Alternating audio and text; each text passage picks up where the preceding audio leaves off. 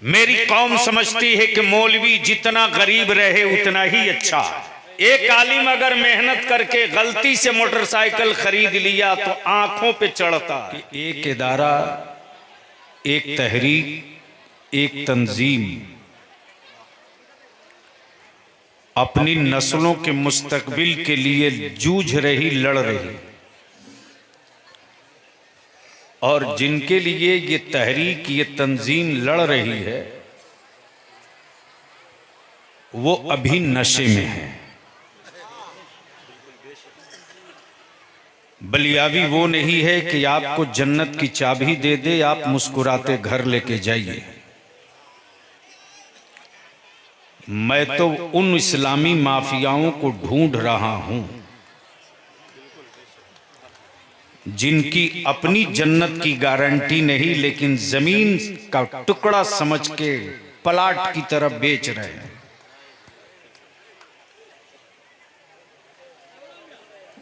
और ठाकुरगंज और इस अतराफ के लोगों, आप बलियावी के हर अमल से वाकिफ हो। न मैं झुक के कभी सुनता हूं और न किसी तुर्रम खां से डरता हूं।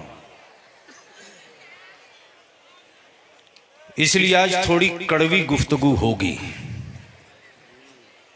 क्या सुनने का मूड है? कड़वी दवा है, खाओगे? तो जितने लोग सुनने वाले हो जरा हाथ उठा लो। उठाए रखो, उठाए रखो। स्टेज वाले कहाँ हैं बैठे हो?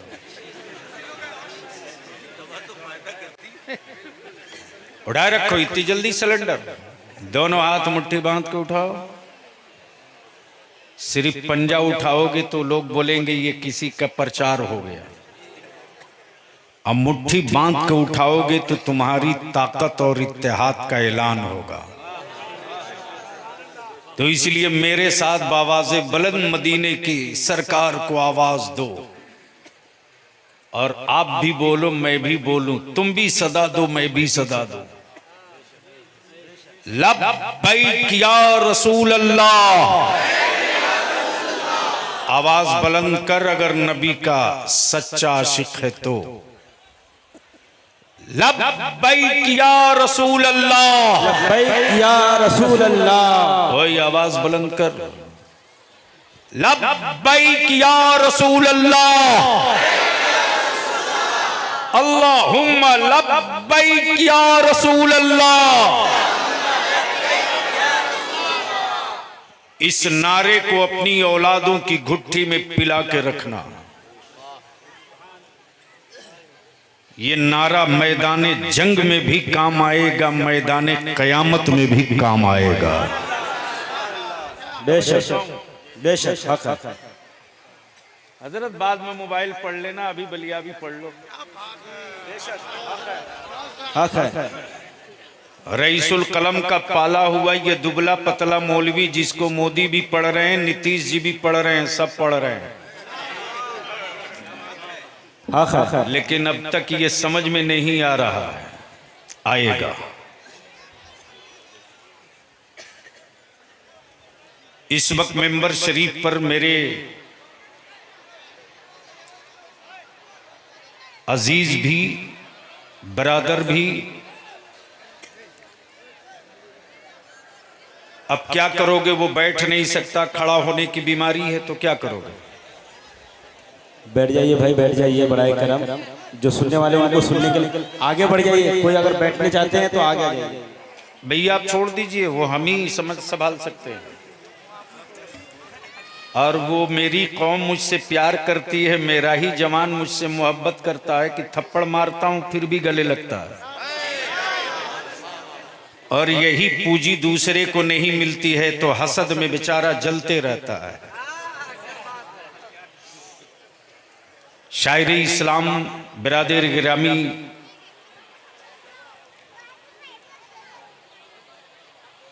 बुलबुले बागे तैबा, मसलक की आवाज, मसलके आला हजरत की आवाज।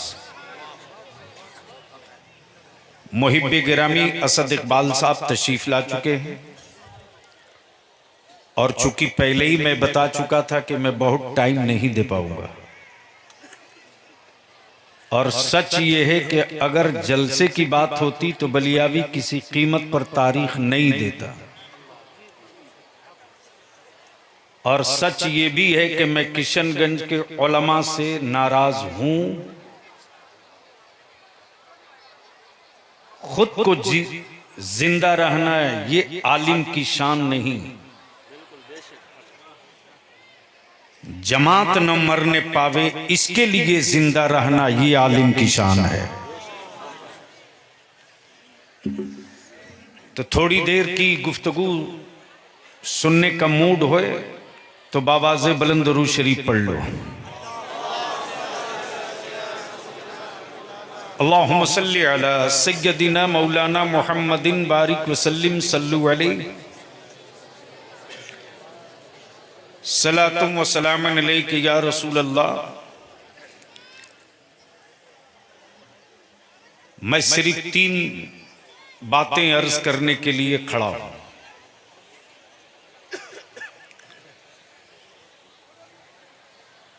पहली बात तो ये कि मैं शुक्रिया अदा करूं मुहिब्बे गिरामी हजरत मौलाना नाजिम रजा साहब बरेली शरीफ का। कोरोना के पीरियड में जब मुकम्मल लॉक हो चुका था इंडिया, और बड़े बड़े लोग दिवालिया हो गए थे, मस्जिदों के मुतवल्ली और सिगरेटी हमारे उलमा को अमामत से दस्तबरदार कर रहे थे, हमारे असातिज़ा की छुट्टियां की जा रही थी। उस वक्त 2 नजरिया बलियावी को दिखा, मुसलमान कितना नीचे गिर चुका है कि अपनी औलादों की परवरिश के लिए उसकी तिजोरी में दौलत भी है, सिक्के भी हैं, गल्ला भी है, लेकिन आलिमों की किफालत के लिए इसके पास कुछ नहीं, ये भिखमंगा और कंगाल है। सुनिए जब छेड़ दिए। लेकिन इसी भीड़ में ईमान वालों की छप्पर से कुछ ऐसे भी गरीब निकले हैं जिन्होंने मेरे आलिमों को, अइम्मा को भरोसा देकर कहा, मौलाना कल तक आप सिर्फ इमाम थे, अब मेरे 3 बेटे की जगह एक चौथा बेटा आप हो। जिस तरह मेरे बच्चे इस कोरोना में रोटियां खाएंगे, उसी में से कुछ टुकड़े आपकी औलादों को भी रोटियां भेजूंगा। ऐसे भी मिले। ऐसे माहौल में मेरे मौलाना नाजिम रजा ने महसूस किया, और आपको बलियावी दिखाने की कोशिश कर रहा है। मेरी कौम समझती है कि मौलवी जितना गरीब रहे उतना ही अच्छा है। बोलो सही है कि गलत? अरे जोर से बोलो। एक आलिम अगर मेहनत करके गलती से मोटरसाइकिल खरीद लिया तो आंखों पे चढ़ता है। क्या आप लोग डर तो नहीं रहे? अच्छा, अगर डर भी जाइएगा तो मेरा क्या बिगाड़ लीजिएगा। और बलियावी को तो एक मर्तबा एक साहब असद बाबू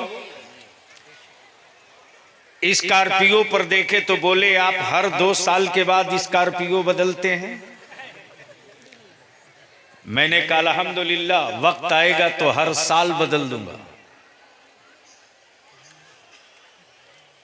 आपका बलियावी एमपी भी रहा, एमएलसी भी रहा, किसी के मैया ने दूध नहीं पिलाई है जो गट्टा तो दूर की बात, उंगली थाम के कह दे कोई गलत काम किए हो।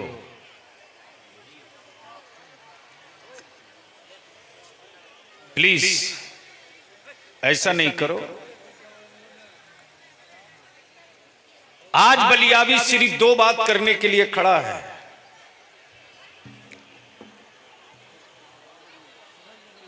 इस वक्त साहब बहुत ज्यादा बेचैनी है, बहुत ज्यादा बेचैनी है। तुम हो वो ना हो, दुनिया बेचैन है।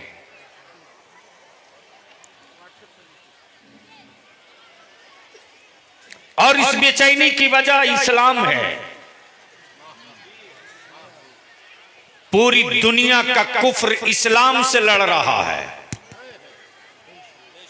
और भारत का मुसलमान मुसलमान से लड़ रहा है।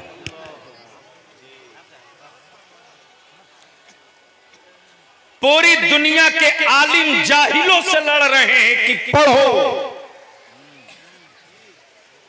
लेकिन बिहार में आलिम आलिम से लड़ रहा है कि आप अच्छा काम क्यों कर रहे हो। ये जो आप बैनर पे पढ़ रहे हो, अहले हिकमत इंग्लिश मीडियम स्कूल,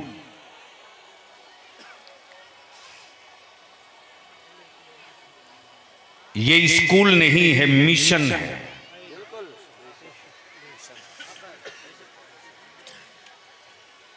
हजरत मेरे बाद जो लिखना होगा लिखिएगा, मेरे खिलाफ जरूर लिखिएगा, इसलिए कि मैं जानता हूं जो आदमी कुछ नहीं कर सकता है तो व्हाट्सएप पर तो कुछ ना कुछ लिख ही सकता है। और वैसे भी अपने खरीदे हुए मोबाइल से लिखे ना लिखे, ससुराल के मोबाइल से तो जरूर लिखेगा। जहन करीब करो। पूरी दुनिया का कुफ्र इस्लाम से लड़ रहा है।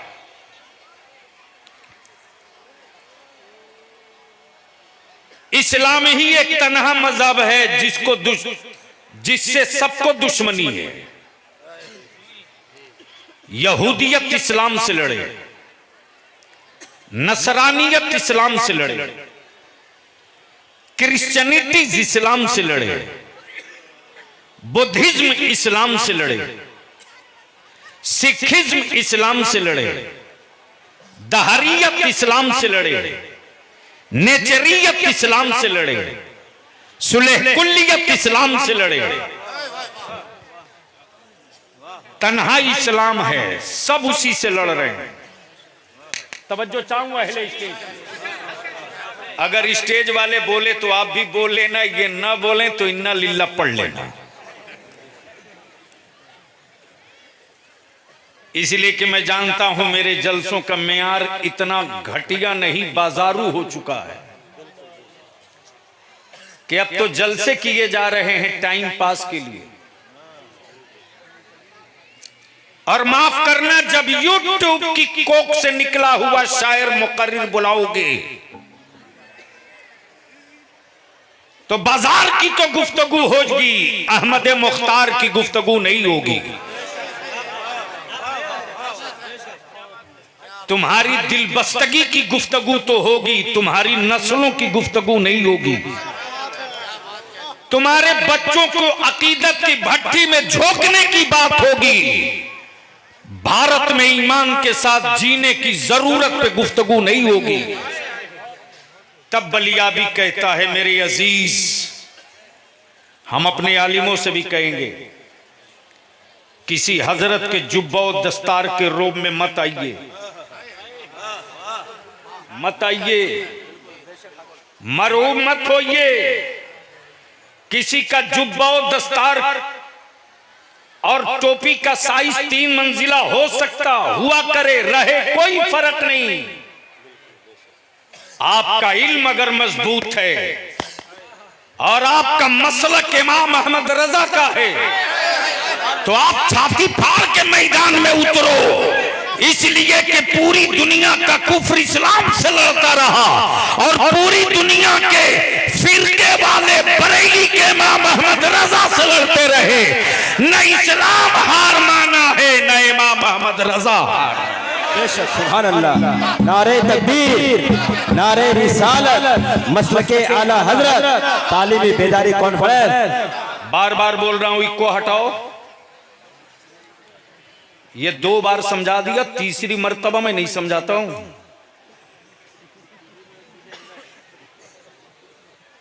एक चाय वाला अपना जुर्म छुपाने के लिए मुसलमान दिखाते रहता है, और तुम अपना जुर्म छुपाने के लिए इको भिड़ाया जा रहे हो।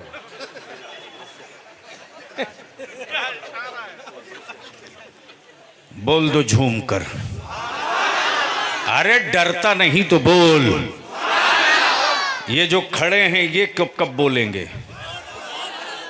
अब समझ में बात आ गई कि भारत में गूंगे क्यों इतना बोल रहे हैं। जब बोलने वाली कौम चुप होती है तब शहर के गूंगे बोलते हैं।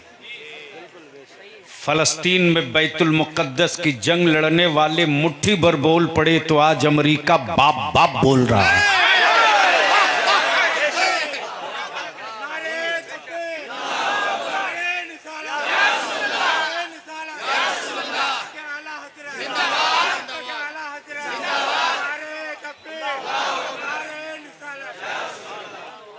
अब उलमा इकराम इजाजत दे तो मैं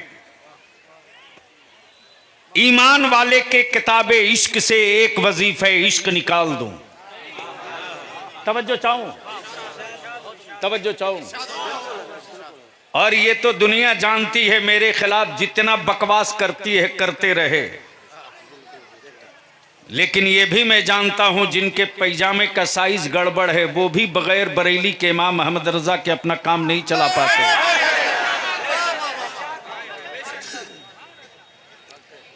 जब फिक़ह में गाड़ी फंसती है तो किताब का स्टिकर फाड़ कर अपनी लाइब्रेरी में रखते हैं, लेकिन बलियाबी कहता है स्टिकर फाड़ देने से मतन नहीं फटने वाला है।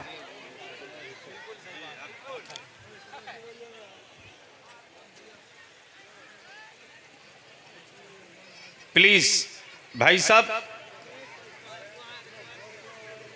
अरे वो कौन आदमी है? क्या है जी? है क्या?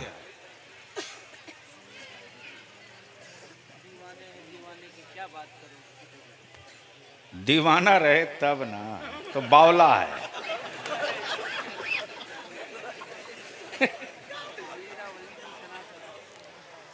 बैठ जाओ। माशाल्लाह। बस एक शेर किताबे इश्क का। उन्हें जाना, बोलोगे तो बोल लो, ओए रंग में आके बोल दो जोर से। क्या कहा? उन्हें जाना। ए बेटा ए, ऐसा नहीं करो। तुमको जगह दिलवा दिया तो क्या मतलब? इसराइल वाली हरकत मत करो।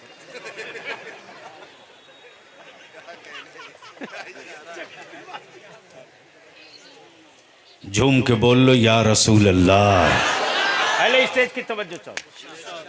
उन्हें जाना। क्या कहा?